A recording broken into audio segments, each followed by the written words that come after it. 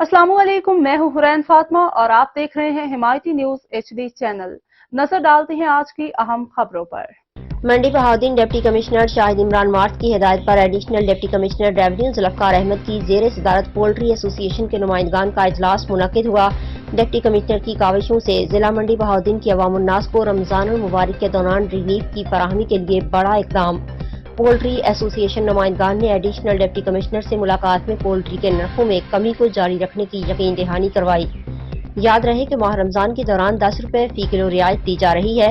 Additional deputy commissioner revenue Zulfiqar Ahmed का कहना था कि महंगाई के सताए अवामुन्नास को खातिरखा रिलीफ जिलाई हुकूमत की अहम तरीन तरजीह है। रमजान मुबारक के दौरान और ईद के दिनों में शहरियों को सस्ती अशाए खुर्दनोश की फराहमी के लिए जिलाई इंतजामिया हुकूमती पॉलिसी के मुताबिक तमाम तर इक़दाम उठा रही है, जिसका मकसद मसनूई महंगाई का खात्मा और कम आमदनी वाले अफराद को सहूलत फराहम करना है। इस मकसद के लिए तादर तंजीमों को भी ऑन बोर्ड लिया गया है।